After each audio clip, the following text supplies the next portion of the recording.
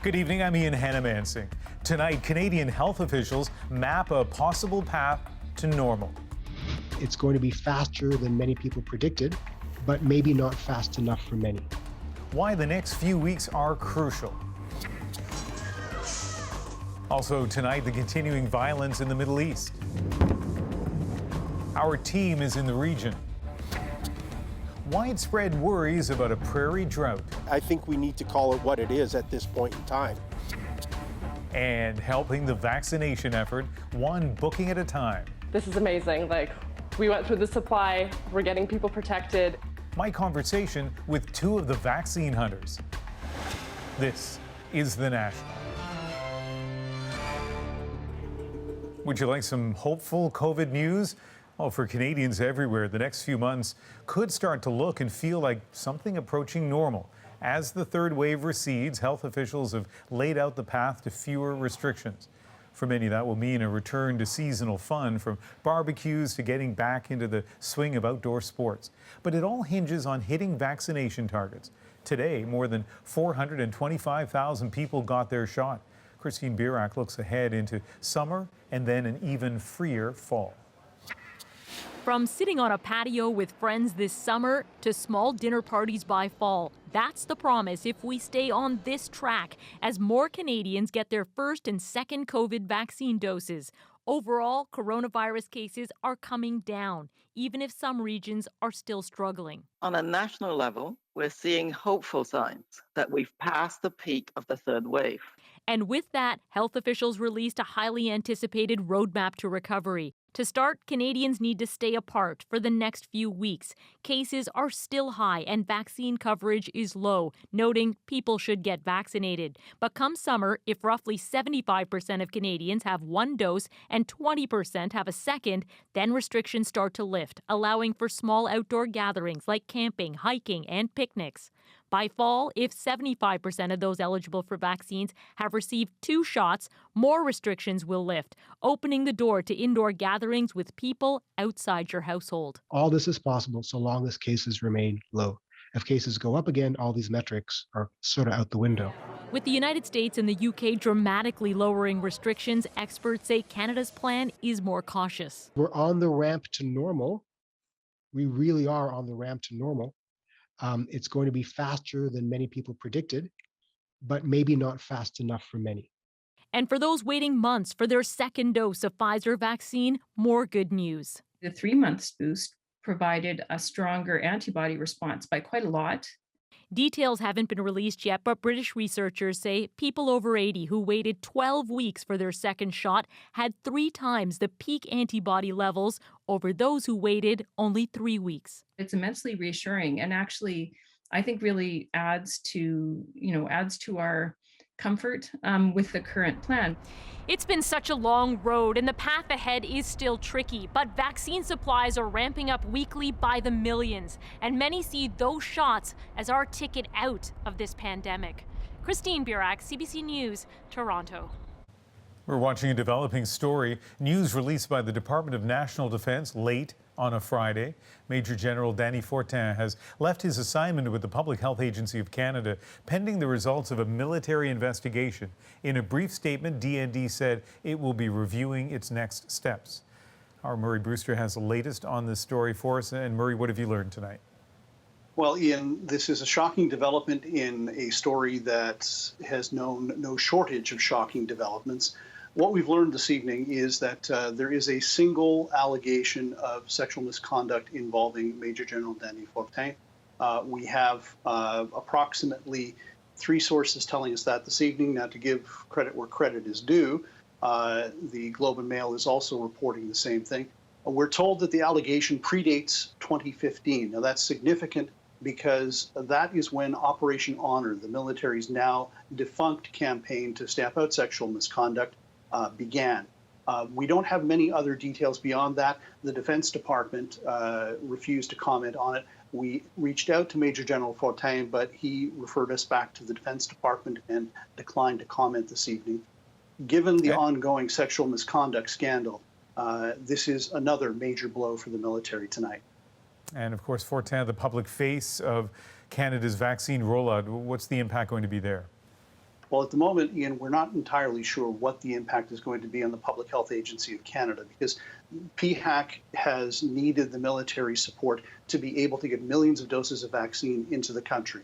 And the defense minister has said that the absence of General Fortin or his departure is not going to affect the rollout, and that the military is going to remain focused on delivering all of the vaccine to Canadians on time. Okay, Murray, thank you. You're welcome. To the Middle East now, the violence between Israel and Gaza continues, and it's spreading to the West Bank with clashes in several towns between Palestinians and Israeli forces, and also to Israel's border with Lebanon. Meanwhile, Palestinian militants continue their rocket fire into Israel, and Israeli airstrikes continue to pound Gaza with its military massed at the Gaza frontier. Margaret Evans has our story tonight from Jerusalem. Margaret? Ian, the calls for a ceasefire are mounting, but so far there is not one in sight. The shadow of this conflict clings to the skies above Gaza with increasing intensity, the emerging pattern already familiar. By day, there is grief. Here, mourning for a dead child, one of the latest victims of Israeli airstrikes in Gaza. What has this baby done? Asks the child's father. We were sitting safely at home. We didn't hear a warning rocket. Israelis have also lost children. Hamas, the militant group in control of Gaza, has fired an estimated 2,000 rockets at Israel over the past week, some hitting their mark with devastating effect. But it is the speed with which the conflict is moving beyond the Hamas versus Israel narrative alone that is less familiar here, especially the ugly scenes of crowds of Jewish and Arab Israelis attacking each other. The occupied West Bank is now roiling too. At least 10 Palestinians left dead, according to the Palestinian Ministry of Health, after post-Friday prayer demonstrations and confrontations with Israeli soldiers. Calls for a ceasefire are piling up. The fighting has the potential to unleash an uncontainable security and humanitarian crisis and to further foster extremism, not only in the occupied Palestinian territory in Israel, but in the region as a whole. Next door in Jordan, police clashed with demonstrators trying to reach the West Bank, and pro-Palestinian marchers in Lebanon did manage to cross the border, albeit briefly. Israeli leaders have said they want to go a good deal further in destroying the Hamas infrastructure in Gaza before they will agree to a ceasefire. Last night, Israeli airstrikes targeted a network of tunnels stretching beneath Gaza, said to be used by Hamas for smuggling. False reports of an Israeli ground offensive reportedly sending senior Hamas commanders underground. Today, Palestinian families living along Gaza's northern border with Israel began moving away from it, seeking shelter at UN schools, fearful a ground invasion may still be coming. Margaret, you've covered this region and its conflicts for a long time. Is there any sense of what comes next or how this ends? Well, if you're looking at patterns, Ian, I think the question is, will this encounter between Israel and Hamas follow previous conflicts where you essentially have a lot more loss of life, eventually a ceasefire is negotiated, and then you have a return to the status quo where everybody forgets to even address the root causes of the conflict? Or are we actually witnessing something quite different where things might actually get so bad it prompts a course change of some sort, be it for better or for worse? Margaret Evans in Jerusalem, thank you. Here at home, Vancouver area police again put gangs on notice, vowing to crack down on gun violence after yet another deadly shooting in a busy public place. Greg Rasmussen has that story. Was it a white SUV? White SUV, yeah. The immediate aftermath of this latest deadly shooting in an area crowded with people. There was a lot of pop, pop, pop, pop, pop, pop, pop, pop, pop, and then we heard sirens and sirens. It sounded like it was a gunfight, not just a shooting, but a gunfight. People were flipping their tables to protect themselves from the gunshots. This server at a nearby restaurant says people were sent scrambling. It was really scary. We all ducked and I didn't know what to do. I literally thought I was gonna get shot. First responders could be seen trying to save the victim found in his car. The woman who shot this video was afraid to be identified because she was only about 15 meters away when the shooting started. Every day there seems to be a shooting, and people should be able to go about their business and not be caught in the crossfires of these shots. The latest victim, 23-year-old Jaskiert Kalkat, was known to police and had ties to gangs. A woman and a second man were also shot but are expected to survive. This is not a war. These are reckless young men who happen to have access to very dangerous weapons. Since mid-April, 7 men have been shot to death in the Vancouver area, most in busy public locations, including Vancouver International Airport, a park, outside a recreation center, and near stores and restaurants. We are losing a lot of South Asian young men to this violence. Many of the victims have ties to South Asian gangs, a concern for those working to head off further violence. Definitely, there is a worry about stigma in the community that all youth are going to start getting labeled as they're in a gang. From the police, a fresh warning. For those who are involved in this, we are coming after you. In this latest case, so far, no arrests. Only a burnt-out vehicle found later that night. Police suggest it was used in the getaway. Greg Rasmussen, CBC News, Vancouver. For some analysis, we're joined by Cash Heed, a former senior Vancouver City police officer, including with responsibility for dealing with gangs, and a former provincial solicitor general. And Cash, we're seeing this recklessness in this series of murders. What's going on here? We've got a younger generation that are involved in this, and the frequency of these events occurring in public places is very, very alarming. They don't care who was around. They've got easy access to firearm. They've got this bravado attitude. They want to live life quickly, and they want to live it hard, knowing full well that they may be a victim in this behavior. Police are talking tough here, Cash. They clearly want to stop it. How likely is it that they can stop this pattern of shootings? They're not going to be able to with the current strategies that are being employed at this particular time. The banging the fists on the table, blaming the families, pointing the fingers at others because they're not coming forward with information. We've gone through this previously. So if you utilize that or you default to that particular strategy, you will be unsuccessful in ensuring that you're able to suppress the activity. And I know you've got some ideas on alternatives, and on another night, we'll talk about that. Cash Heed, thank you. Thank you. Political discord continued today within the Alberta government after 2 MLAs were expelled from the United Conservative Party caucus. As Carolyn Dunn shows us, the apparent divisions within the Kenney government might not be entirely healed.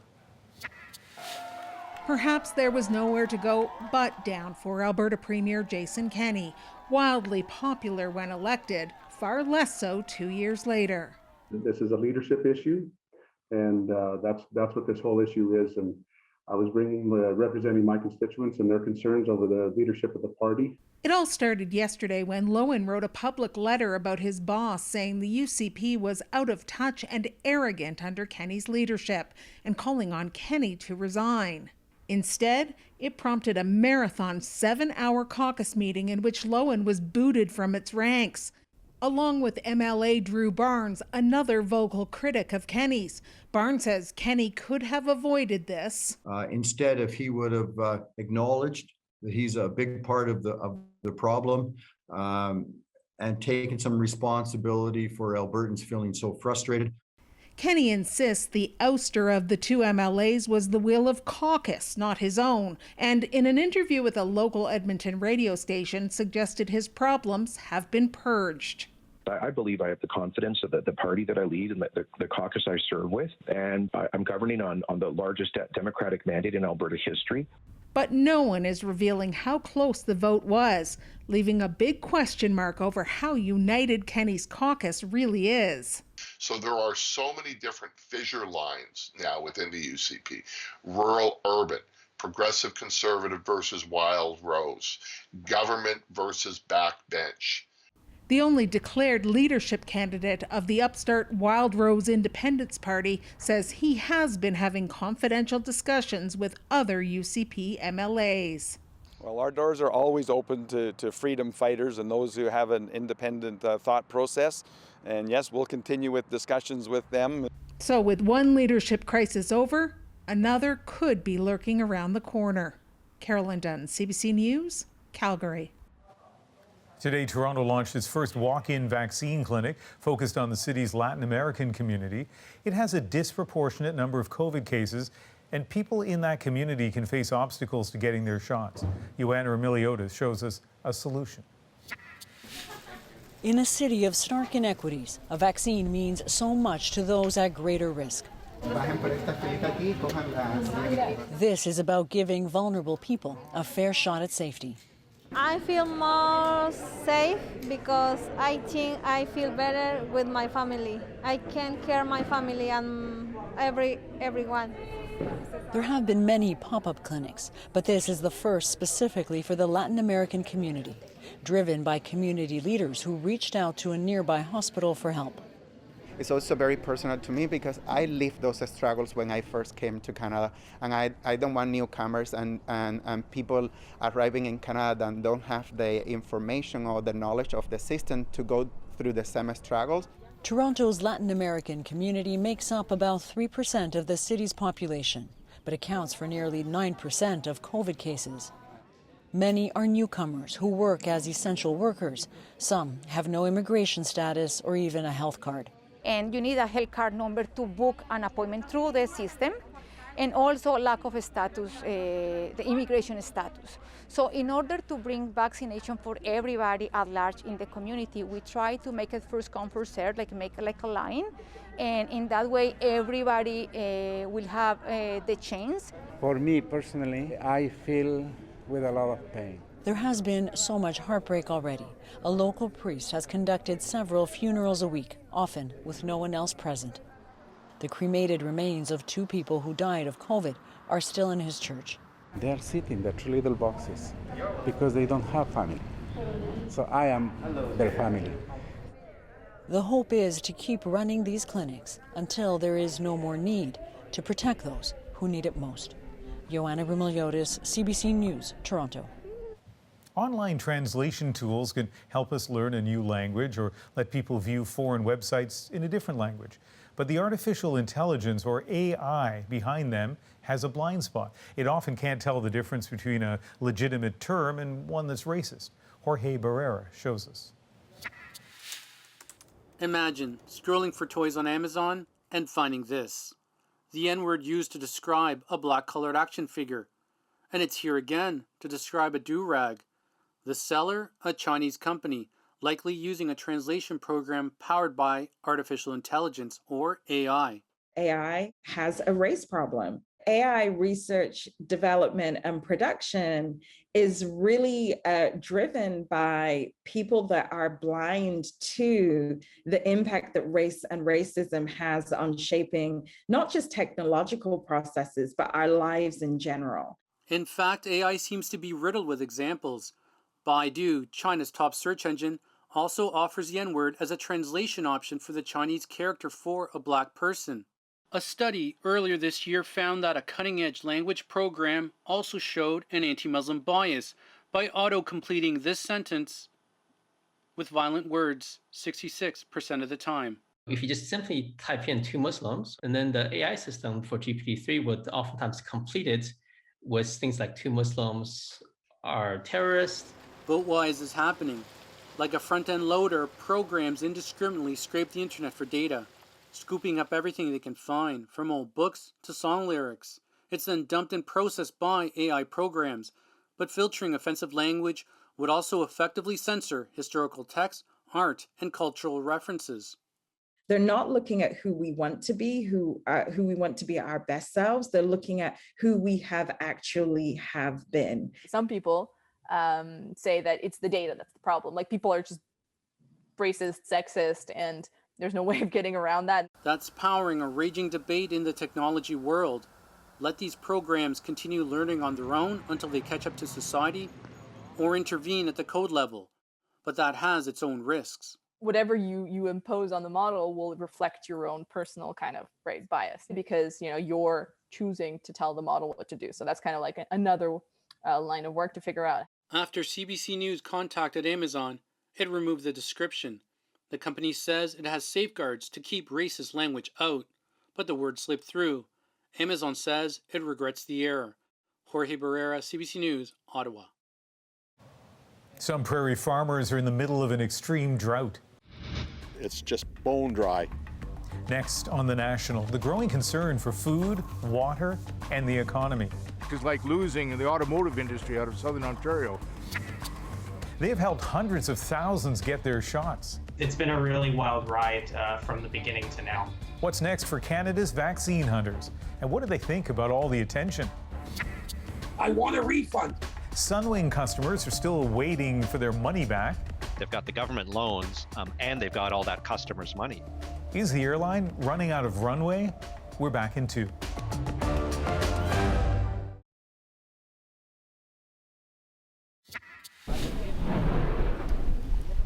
Some impressive images from one of Central America's most active volcanoes, this in Guatemala. The region has seen intense explosions and ash falls since February. Nearby communities have been on high alert for the possibility of an evacuation. Prairie farmers are facing a tough growing season before seeds have even gone into the ground this spring. Much of Alberta, Saskatchewan, and Manitoba are abnormally dry. And most of the farmland in southern Saskatchewan and Manitoba is in moderate to extreme drought. As Cameron McIntosh tells us, that could jeopardize crops, threaten the water supply, and increase the risk of fires. It's just bone dry. Looking out on his fields, all Chuck Fossey can really do is wait and hope that something is going to grow out in that dust and dirt. There's nothing there to support the seed and the crop to grow. You see it's about 1.5 inches of dry dirt before you start finding any moisture.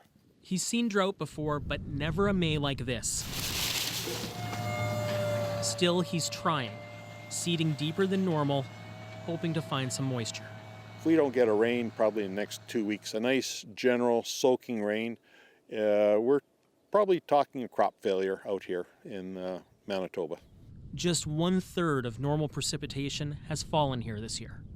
Further west you go, the worse it gets. Southwestern Manitoba and southeastern Saskatchewan, both considered to be under extreme drought conditions right now. One place you really see it is in the rivers. In spring, flooding is usually the worry along the Souris River near Brandon. That's it today. Those rocks are normally at least a meter underwater. This is a real telling fact. Bill Campbell is president of Manitoba's main farm group. He says drought is already impacting grains and livestock. You kind of hate to use the word drought, but I think we need to call it what it is at this point in time. We need days of rain, multiple day rain events. Climate researcher John Pomeroy says it's part of a broader North American drought. Hits to the Canadian economy could be severe. It's like losing the automotive industry out of Southern Ontario. It's something on that scale of a severe drought. Some towns are worrying about water reserves.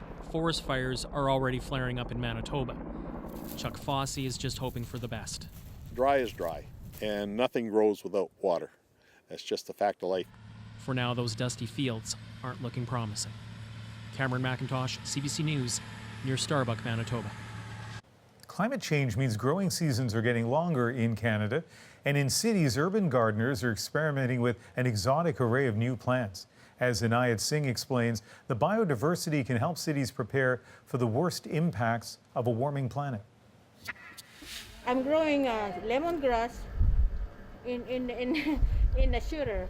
In her tiny Toronto backyard, Jewel Gomes is experimenting with plants from warmer climes, like South American Zimbalo melons and Japanese ruby buckwheat. Gomes is part of a growing community of gardeners having success trading and growing seeds from all around the world here in Canada. So 2 years ago, we started experimenting growing rice in the garden, and we did it, and we had that grains, and we could not believe it. Gomes, an agronomist by training from the Philippines, has been inundated with requests for her exotic seeds, even from indigenous farmers. They gave her rare blue corn in exchange for the seeds they wanted. It's really amazed me because some people appreciate what we are growing here. They're looking for the seeds. They're reaching out for the seeds. Winter squash. Researchers say urban gardeners like Gomes are also helping cities prepare for the worst impacts of climate change by increasing biodiversity and replacing paved surfaces with soil. Just a simple things such as managing stormwater, keeping a penetrable surface that a vegetable production facility can offer, absorbing rainwater, which reduces flooding. It's not a paved surface, so it's not pushing water away. Urban gardeners also help show what kinds of new crops can be commercialized. Okra is one vegetable that is now grown in Canada after urban gardeners first tried it out. These are people who are agronomists or agriculturalists from other parts of the world. They have training in this, professional training. It's really amazing what you learn from someone who is just puttering around at home, but with that experimental mindset. Experimentation that's helping the environment and proving city gardens can be important places for food production at the same time.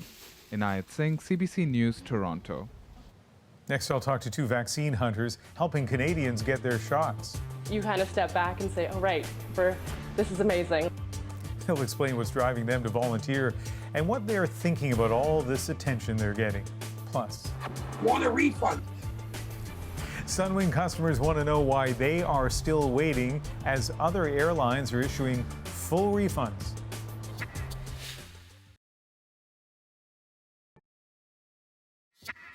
You may have seen a version of this vaccine selfie online or maybe posted one yourself, but the vaccine is more than just a picture.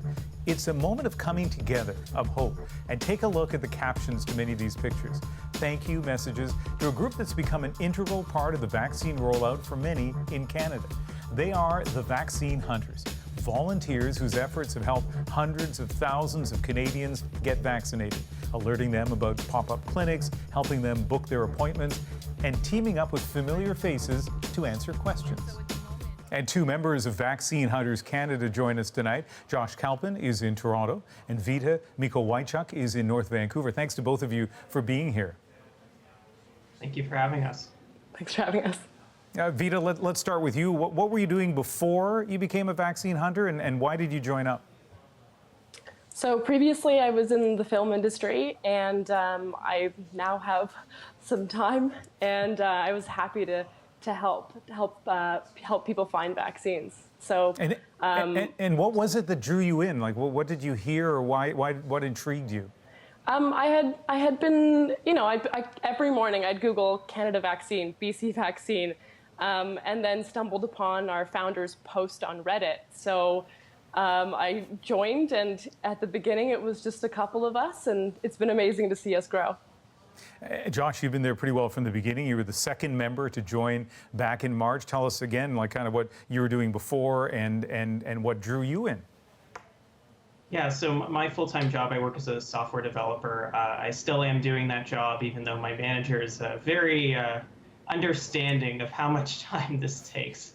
But I really joined on because I was just trying to protect my family, I think like so many other Canadians here.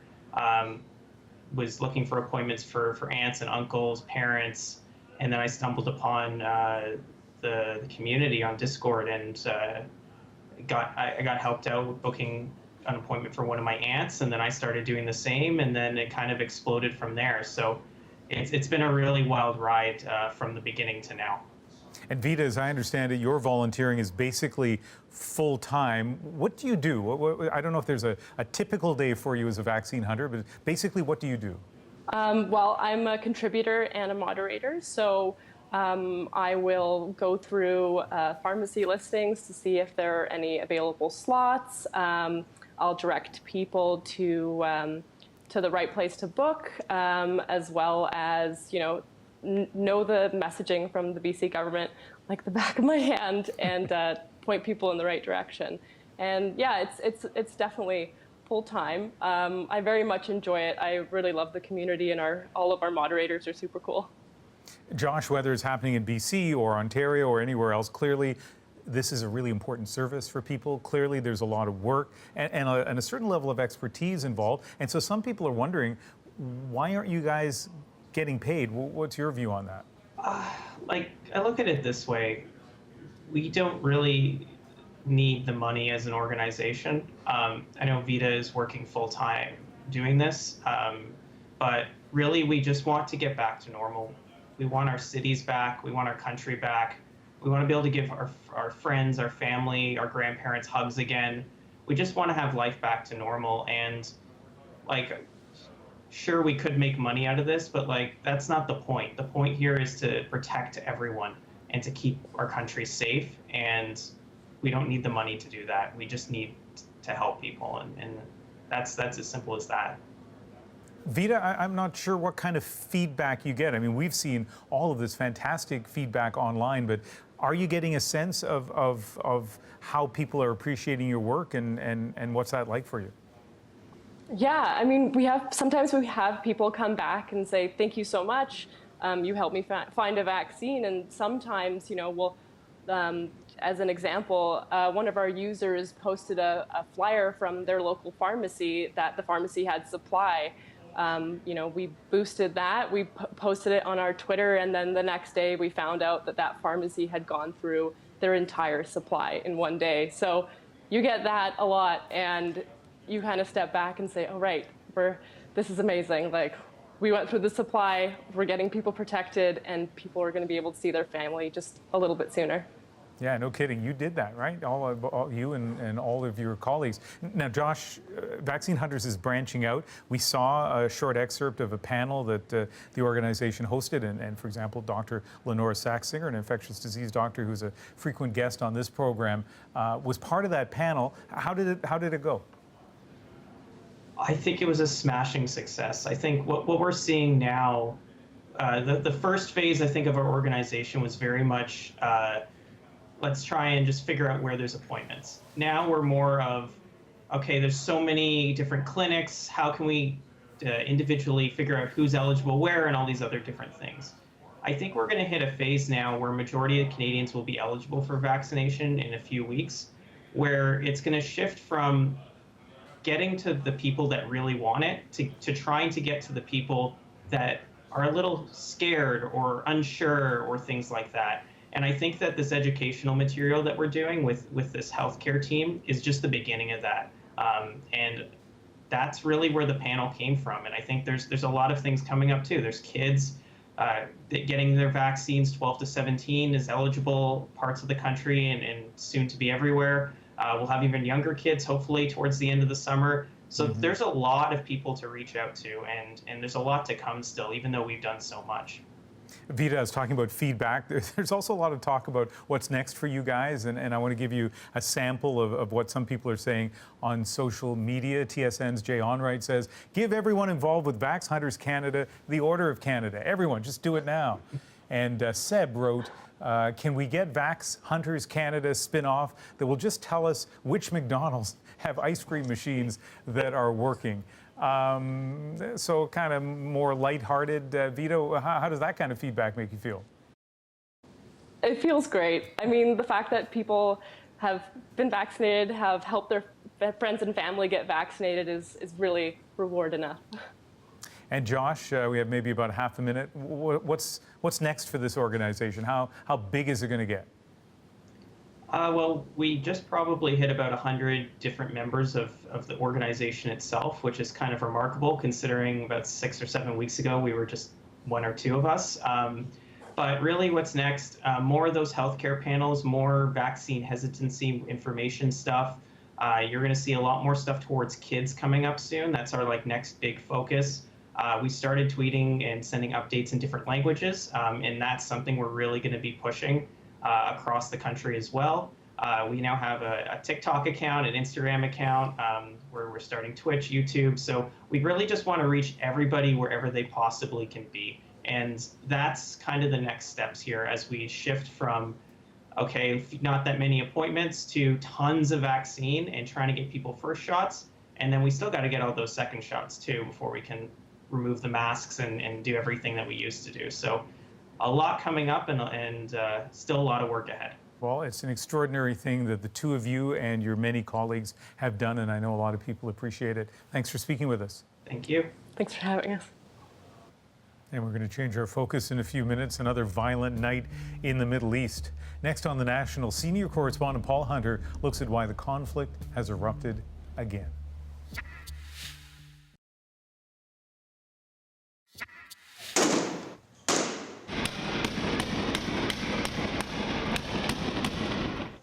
From the violence today in the West Bank, to the airstrikes in Gaza, to the rockets streaking into Israel, all of it too familiar to those who followed the Middle East closely. But the escalation this past week is the worst in years. Paul Hutter shows us why this conflict has erupted now, what's fueling it, and why it fits a pattern that could easily be repeated. Relentlessly violent, bringing at once endless misery and retaliation in both directions, the Israeli-Palestinian conflict has again suddenly exploded. The underlying issues are long-standing. The Israeli blockade of the Gaza Strip and its occupation of the West Bank, the threat posed to Israel by Hamas, Islamic Jihad, and other militants in Gaza, together leaving the region in a kind of permanent tension at the best of times. Into that, last month, defiance from Israelis and Palestinians. Israeli police and Palestinians battled outside the old city of Jerusalem.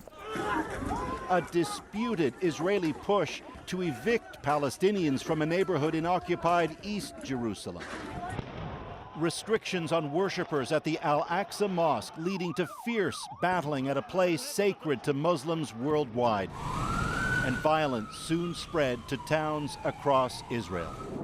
That sparked intense rocket fire from the Gaza Strip and an intense response by the Israeli military. All of it leaving Israelis and Palestinians again on the brink of all-out war.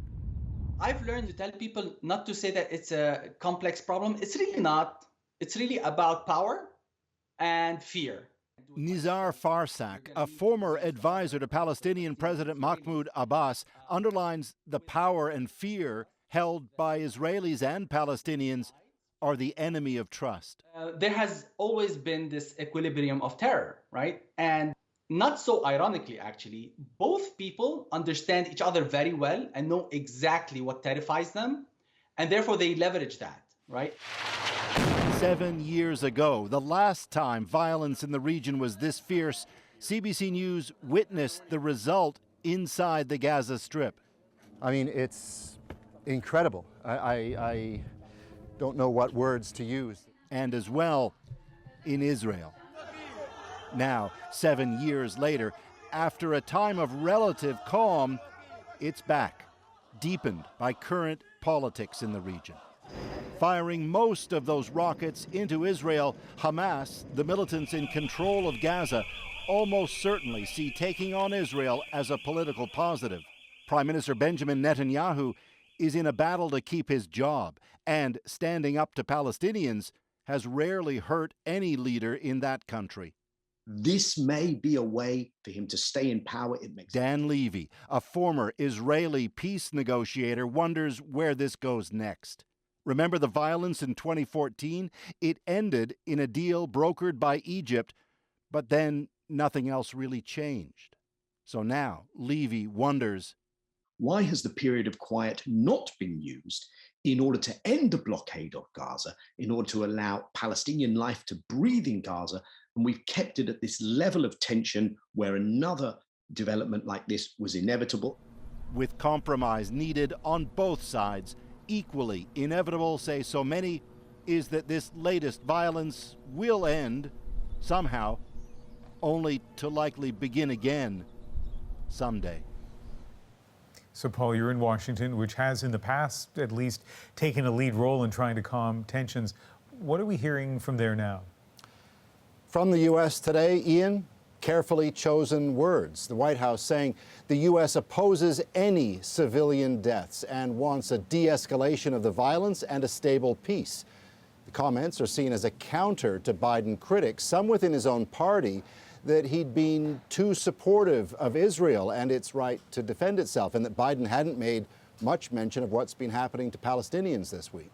Meanwhile, a U.S. envoy arrived in Israel today for separate meetings with the Palestinian and Israeli leaderships. But one of the challenges faced by Biden in flexing that U.S. influence is that though his envoy will be meeting with the Palestinian president in the West Bank, the Palestinian president has effectively zero sway over the Hamas leadership in Gaza. Likewise, of course, the U.S. itself. So everything's got to be done back channel via other countries. Egypt, for example. It complicates an already complicated circumstance. Thanks, Paul. Right. Next on The National, Sunwing customers say they are still waiting on pandemic refunds. My scare is that they're going to go bankrupt and then we're going to be part of their debtors and we're getting nothing. So other major airlines are doing it. Why not Sunwing?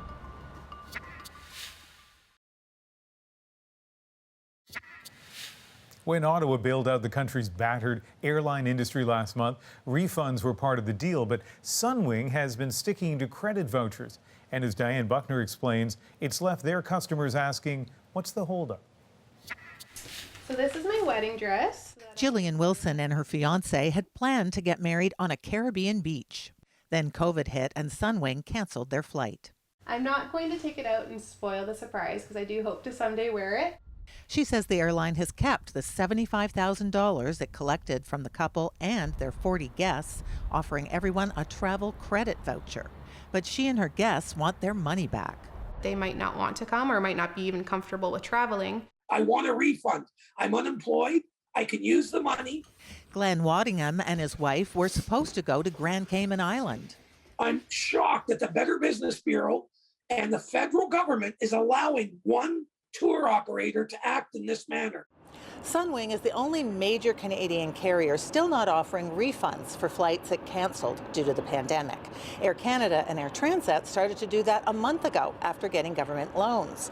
Sunwing has also arranged millions in financing from Ottawa, but is still not returning passengers' money. It also didn't reply to our request for an interview. Arguably, Sunwing's had a bit of a double benefit here, right? They've got the government loans and they've got all that customers' money. The loans Ottawa gave the other airlines were specifically for refunds, though. Sunwing is still negotiating that type of assistance. In a statement to CBC News, the Finance Minister's office says the federal government fully expects Sunwing to uphold its commitment to refund customers, and that conversations continue to ensure this happens. My scare is that they're going to go bankrupt and then we're going to be part of their debtors and we're getting nothing. Jillian Wilson did get married last year in Canada with a justice of the peace. She still hopes to celebrate with friends and family. If restrictions are to lift around here, maybe we'll do something more locally. The expense of a party would definitely be easier to handle if she can ever get her money back from Sunwing.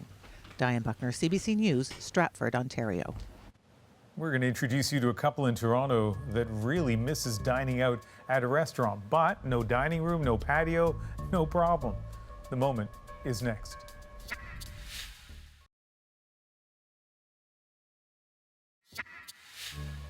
With Toronto patios still closed because of COVID restrictions, this couple set up a unique rig to ensure they could dine out safely. It all started when they were trying to meet up with family outdoors a while back to share a meal, so they found a little pick-up, pick-me-up. And that's our moment. It's really difficult to get out and do anything right now, and I think we saw it as a way to just get out and enjoy ourselves, have a little fun, and do it while not breaking any rules. I mean, really simply, we just have a folding table, just pop up, set it up, and then a couple chairs to go along with it. Honestly, the convenience of having a truck in the city, not useful for much else, but that in construction.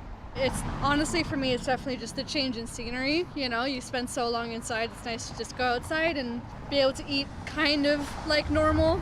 Honestly, the reaction's been really nice. When we did it downtown, we had, every third or fourth car, there'd be somebody laughing. We had 5 or 6 people come up and take our photo. We just had a lot of people really enjoying themselves and putting a smile on people's faces as they went by. It was just something kind of novel and unique, and I think brightened a lot of people's day, which was nice. We even had somebody we knew walk by and just came and stopped and said hello, so it was almost like a normal day.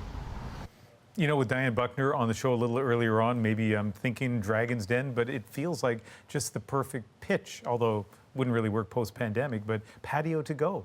How could you not turn that into the next big thing? I think there's a way to not turn that into the next big thing. Anyway, that is the National for May 14th. A week ago, I had entirely the wrong month, so fairly confident it is May 14th. And I hope you can join me on Sunday for Cross Country Checkup on CBC Radio. It starts at 4 p.m. Eastern, 1 Pacific, and then later that evening back here on the National. Good night.